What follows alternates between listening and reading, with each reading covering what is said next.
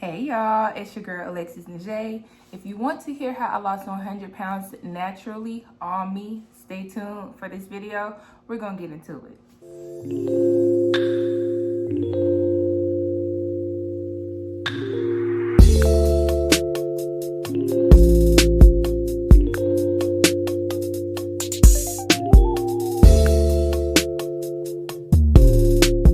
First and foremost, y'all, good morning. It is 6:55 a.m.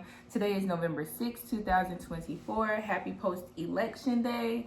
We are going to talk about how I lost 100 pounds naturally on me, all by myself, through straight hard work, dedication, discipline, working out, eating right, getting my mental health in check, all of that. It all contributed to my 100-pound weight loss. And I just want to let y'all see my body right now. I still have about 27 more pounds that I want to lose. I started off at 292 pounds.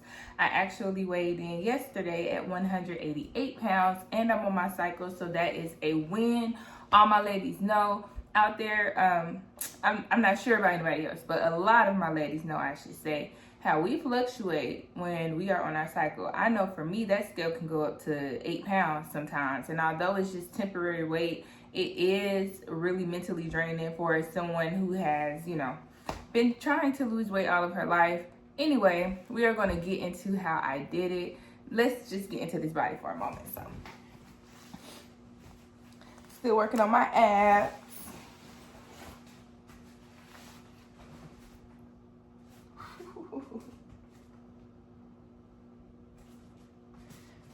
Y'all, look at the arms. Your girl has been putting in work. So, like I said earlier, I started my journey at 292 pounds. I gave birth to my son back in December 2020. And before I went into the hospital that day, I remember stepping on the scale at my house, and that thing said 280 pounds. I was like, girl, okay, I get it, 280. You can have this baby, it's all good, you're pregnant, yada, yada, yada. Fast forward, I went and I gave birth on December 9th. I came home December 11th, and why did I do it to myself? I stepped on the scale just to see if I lost any weight, and girl, why did that scale go from 280 before I went and checked into the hospital to 292 pounds? Literally. After just pushing out this big baby. My baby was almost 9 pounds, 2 feet, and I'm weighing more than when I went in. That was really devastating to me. Just to see that I was almost 300 pounds. I don't know about anybody else, but that just wasn't going to fly to me. And I remember thinking to myself, how in the hell am I going to lose this weight? I just don't see it for myself. I was once 170 pounds. And now I'm 300. Ain't no way. Anyway, so I went into the hospital, 280 pounds, and to return home 2 days later at 292, my mind just could not. It's really not funny. I mean, in hindsight, I can laugh now because I know I literally told myself, well, girl, you just gonna be fat forever. It's just no way that you're gonna be able to lose 100-something pounds. Like, I just don't see it for myself. Fast forward, I did breastfeed my child for 10.5 months. Ladies, they say when you breastfeed, you drop the weight like that. Don't go into breastfeeding thinking that, because that right there was depressing too. I breastfed my son and probably lost 3 pounds a month, even with working out. So to see me not coming down on the scale at all, and then I have just my world shook up and all this stuff going on, baby, the math was not mathing. So it did not really dawn on me that my body was really probably holding on to that fat to support feeding my son. And in the present moment, you really don't, your brain postpartum really just doesn't register a lot of things that may be common sense in hindsight. But nonetheless, I did stop breastfeeding my son in August of that year. So again, a good 10 months. And do y'all know I dropped 25 pounds that same month? That same month, I had dropped 25 pounds. And then by the time that my child turned 1, like my OB promised me, I was back pregnancy weight. My pre-pregnancy weight was 223, somewhere around there, which was still too much for me because, again, at one point I did get down to 170 pounds. So nonetheless, when I did weigh in at the 223 mark, I said, okay, girl, you know what? Now that I'm looking back on it, it didn't even register to me then that I had dropped 60 something pounds in the course of this, whole journey.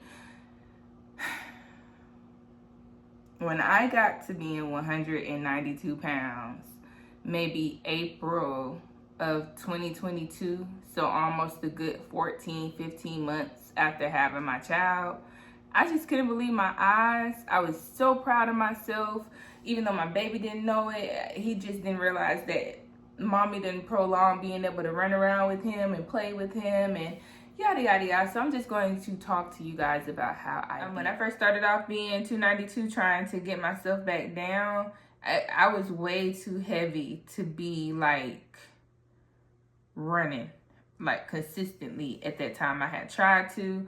Your girl could not run more than like 0.23 miles at a time. My joints were hurting. I was just so freaking heavy. So instead of running, I resorted into doing HIIT, which always has been a winner for me. If you don't know what HIIT is, that stands for high intensity interval training, or is it high interval? No, it's high intensity interval training, which means you raise your heartbeat and then you lower it, and you raise your heartbeat and then you lower it, and you do that consistently the whole workout. And when I started doing HIIT back in 2017, the first time I lost a ton of weight, it made me drop weight like that. I mean, I was dropping a pant size at least once a month. Like, one minute I'm in a size 14, one minute I'm in a 12, then the next I was in a 10. It literally was like melting the fat off. I even did some research on it a couple of years ago where it said that high intensity interval training keeps your body in fat burning mode for 24 hours after you complete the workout. So a couple of examples of what I would do. I would take the treadmill and I would put it on the highest incline that I could withstand. And I would power walk at about a 3.7 speed on the treadmill for a minute. And once that minute was up, I would raise the speed to about a 4.8, 5.2-ish and run for 30 seconds. And I would switch and do that on and off, on and off. And the easiest way that helped me get through the entire 30 to 45 minute workout, I would just cut on a show that I love or a podcast and just blank out and go. And even, if you can't run each time that your minute is up, continuously power walking will keep your heart rate at that, steady pace. But you want to spike it. The spikes is what helps your body stay in fat burning mode because, again, you're technically manipulating your heart rate. This isn't medical advice or any type of advice whatsoever, but I do recommend you look into it and see if that's something that works for you. I personally like to cut a ton of fat before I start like heavy lifting, and I will still lift to like maintain the muscle mass that I did have, but I was literally trying to cut like layers of fat off of me. So I started with the cardio.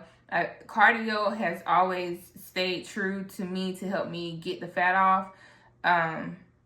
HIIT is just something that truly works for me. You don't even have to necessarily do it on the treadmill. You can even do it with functional workouts such as squats. Let's just say you're doing 15 seconds at a time of pulse intense squats, and then you swap to just 30-second regular squats. That's another form of high intensity interval training. You just look up the workout that works out for you. Try out that high intensity interval. Let me stop calling it. Try out that HIIT. It does work for me, and you can't knock it until you try it. So let me know how that works out for you. At least give it a good 2 weeks. Take you a good before picture. Start your journey with HIIT. Take another one after 2 weeks. You might just see a slight difference, Changing the way that I eat in my relationship with food. I don't think a lot of people really realize that food and soda and things like that are some of the highest depreciating value items in our life. And we seek flavor, we seek taste, and I get that, but it is such a small window of satisfaction that you get from it, that it really makes you reevaluate how you see food, because food is supposed to be fuel. And I'm not saying, you know, you don't enjoy your cheat meals, or you don't put love and care or even certain type of ingredients into your food. To each his own. But for me, it was really important for me to change the way that I saw food and how I interacted with it, because a lot of my life, since I did not have healthy coping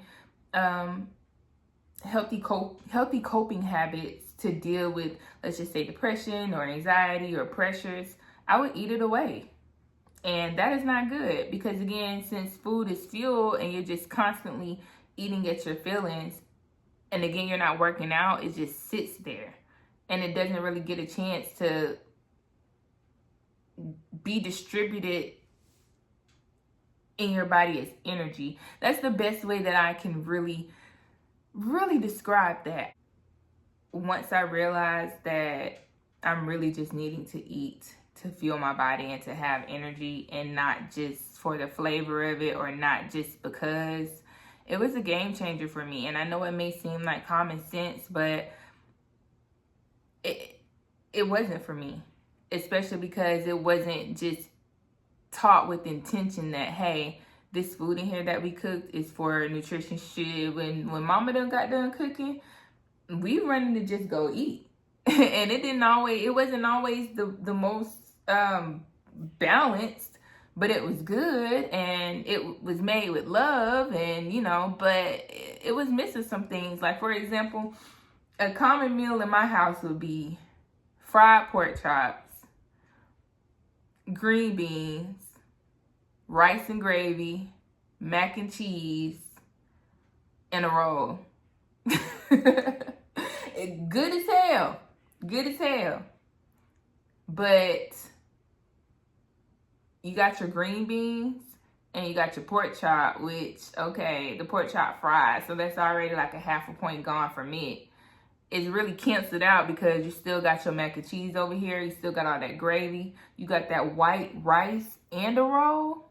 2 proteins, 4 starches. Come on now. You do the math here. And another thing that I discovered in my journey as well is carbs really are not my friend. To each his own. I'm not telling anybody to not engage in carbs, because I still do daily. They're just really, really, really, really low on the list for me. Carbs do not do well with my body. I am a firm believer that what works for some does not work for everyone. And I am still interested in getting my blood type checked, because it's a science to that. When I engage in carbs, it does not work out for my body. What works for me is not having carbs in every meal that I eat. When I just have a ton of carbs, or I have eaten a ton of carbs, it weighs on me, and you can tell physically for me, I am bloated, I am groggy, I don't really want to work out, I feel heavy.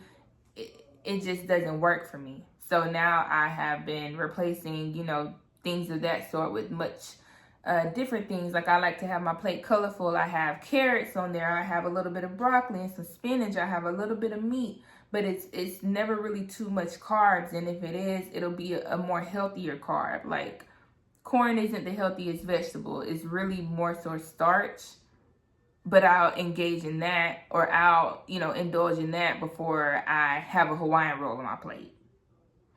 Or instead of, you know, let's just say I have to have salmon, and most people pair it with rice and some sort of other topping. Instead of the rice, which we know really doesn't have that big of a nutritional value, I'm just going to replace it and get a sweet potato. So not only does it, you know, satisfy my sweet craving, it also gives me the carbs that my body may be craving. And it's also a lot healthier than just opting in for rice. Sweet potato has a much more higher benefit level vitamin wise, in my opinion, than just a scoop of rice. And that's not saying don't engage in it, but again, you have to learn which type of carbs work for you and how to balance that out for yourself. And so an example of my 1 meal a day, I will make a huge plate, and I will have scallops on it, some carrots on it, some broccoli, some grilled peppers, some grilled mushroom. Like, it's a huge plate. and I would be overly full, super full, damn near lethargic.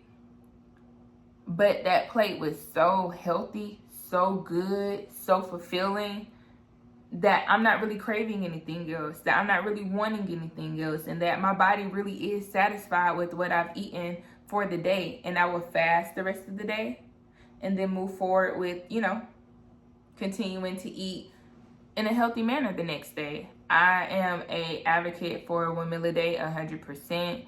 I do not feel like we have to eat all hours of the day. I don't even feel like we have to eat every day. Fasting has also helped me. Some days I may fast 1 day a week. I might fast twice sometimes in a week. It really depends on how my body feels. And losing weight and going through that journey with yourself naturally, you do tend to tap into how your body is feeling, what it wants and what it craves and what it needs right now. It is very true when people say sometimes you're not hungry, you really are just thirsty. It is really true. And when you take that time to get to know your body and what works for it, you'll learn that, well, damn, I really am just thirsty in this moment, or I really don't need to just eat for the 3rd time today just because that's what I've been taught. You don't have to just be eating around here every day. You really don't.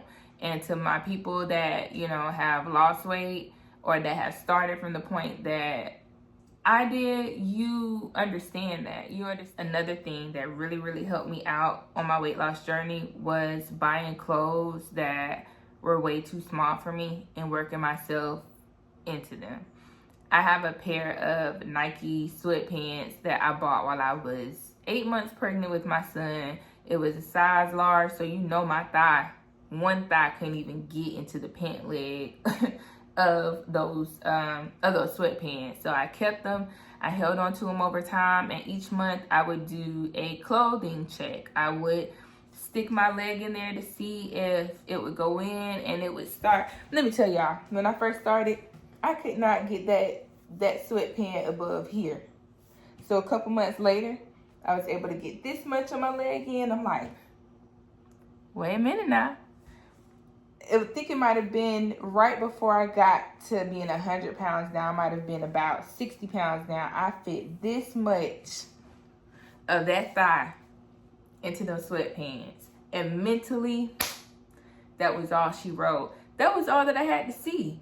Oh my God. I'm literally almost into these beautiful ass sweat. And they were just some Nike little lime green sweatpants, but they were gorgeous. They had that swish material. You could kind of see through from the knee down. They were gorgeous pants, and I didn't think I would ever fit into them one day. I just bought them as a hope, and God damn it, I got into them. I think it's really important to get an outfit that you just can see yourself in. You have to imagine yourself being in this dream body.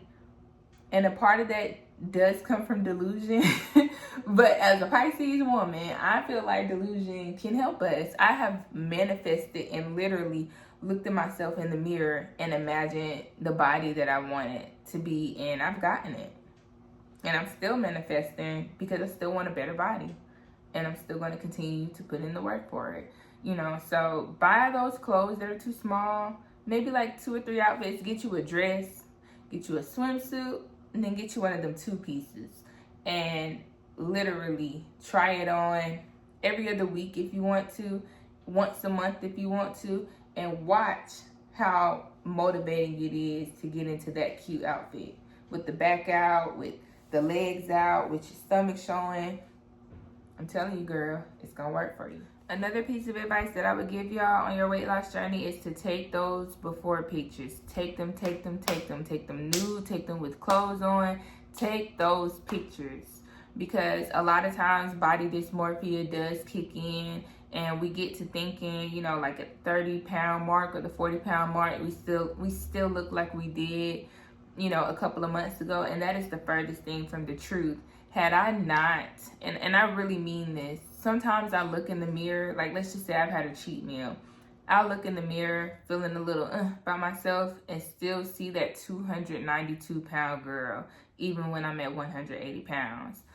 Weight loss is really a mental thing, especially if majority of your life you have been overweight. That is why I urge you to take as many pictures as you can before, many pictures as you can during, and hold on to them like your life depends on it.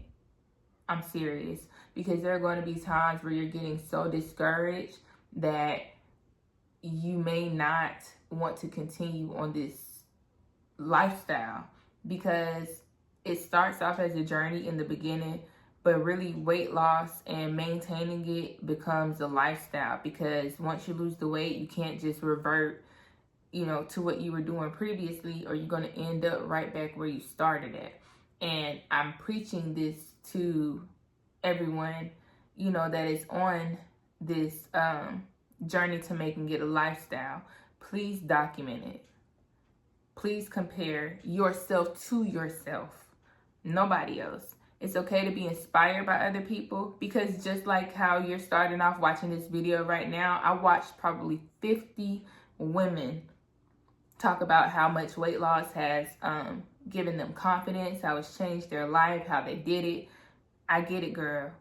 You right where I started off at. Take them pictures. You will not regret it, because in the moments where that body dysmorphia kicks in, it's important for you to be able to check yourself mentally by looking at this before picture where you started at and looking at where you are now and comparing the two.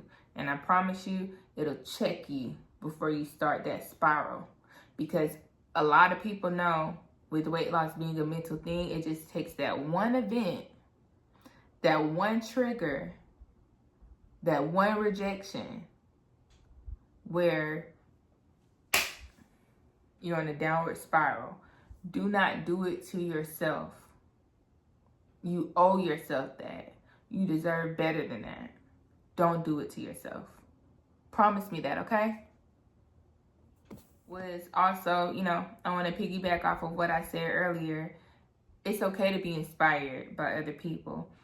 I would take so many beautiful women off my Facebook. They probably don't even know that they in my screenshot gallery. And not even on no creep type thing or anything like that. Just a beautiful woman who embodies just the physical beauty that I would like. I have them in my screenshot folder as motivation.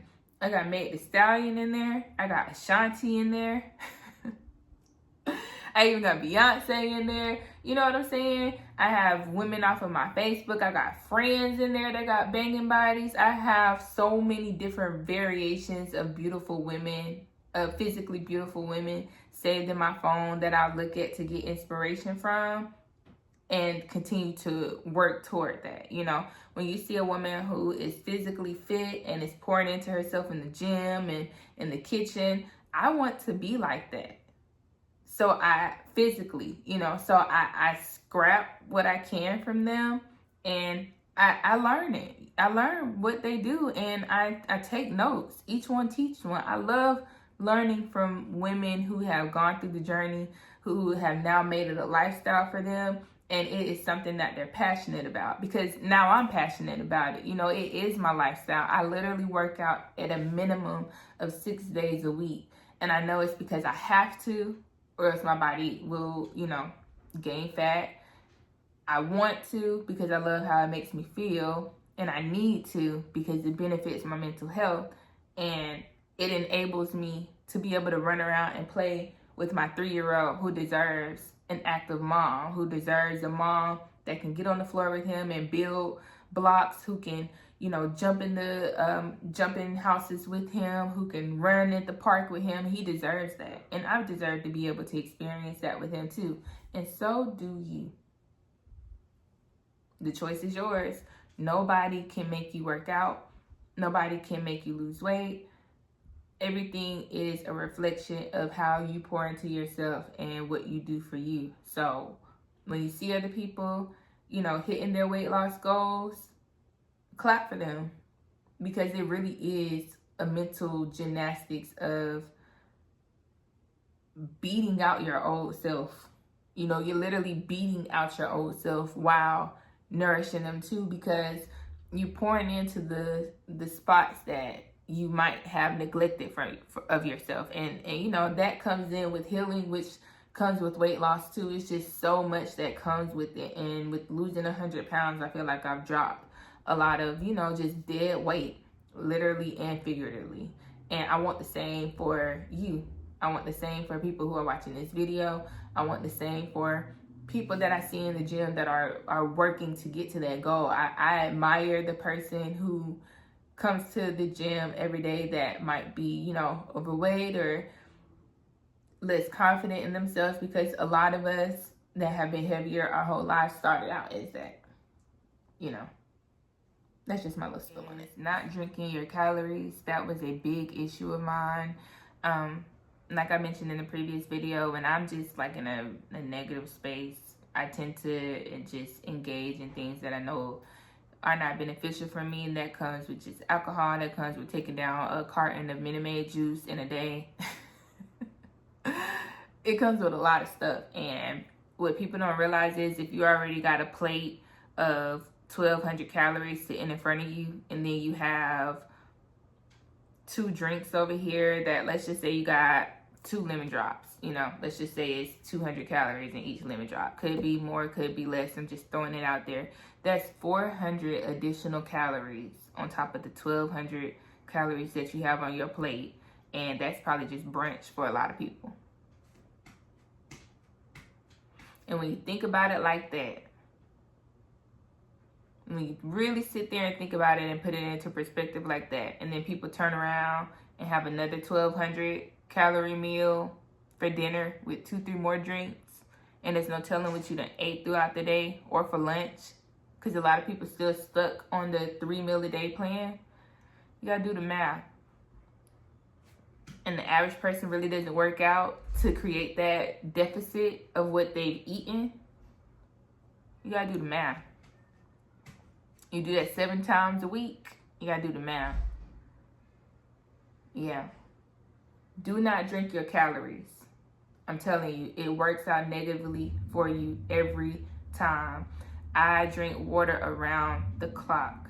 I feel like if you're a soda drinker, you should probably check out that brand Fresca. It isn't just the ultimate, you know, here all be all, but it does really, you know, satisfy the craving that a lot of people want when they drink soda. So, you know, check out Fresca if you're having issues there. I am, you know, a huge fan of infusing my water. It's not juice, it's not flavored water, but that hint of fruit, you know, really does taste good. And eventually you'll come to love it, because as I, you know, drop juice and drop alcohol and just different things of that sort, all of that stuff tastes too syrupy to me now. Like, I don't really like it. I feel like I can taste every little micro piece of sugar. I'm not kidding. I feel like I can taste every piece of syrup, sugar in all these little drinks now that I don't drink juice like that anymore. And it's just disgusting. It's just disgusting to me. And again, 1,000 calories in juice on top of what you ate for the day and the little snacks that you might have thrown in here or there. Girl, let it go. You're going to have to choose your poison. You either going to eat right and, you know, test the waters here and there with maybe a soda every now and then or a juice, or you either going to drink horrifically and eat right. But honestly, you should just do them both. You should just eat right and drink right and do the other stuff in moderation, because remember, you are trying to change your life. This is not a fad. This is not a diet. This is not temporary. This is a lifestyle that you have to change. You have to change your life if you want to make this a lifestyle. I'm so serious, and I'm not even just trying to be funny when I say that. Put that shit down. If you have to drink, do it on the weekend. If you have to drink, have a little glass of wine. And it's going to have to be that Chardonnay shit. Pinot Grigio. It's something. Girl, it's killing you. Put it down. It's getting your mental health in check. And, you know, because the weight loss alone is not going to do it for you. And if you're just losing weight to If you're just losing weight for the wrong reasons, you're not going to be happy when it does come. You need to get in touch with self. You need to realize why it is that you're doing what you're wanting to do and execute it solely for you. Because like Drake said, don't do it for the men. Men never notice. You just do it for yourself. You the coldest. And I mean that. You are. There's so many people in this world. You're going to exhaust yourself trying to lose weight to please them. You have to do it for you. And when you do it for you, everybody else get in where they fit in at.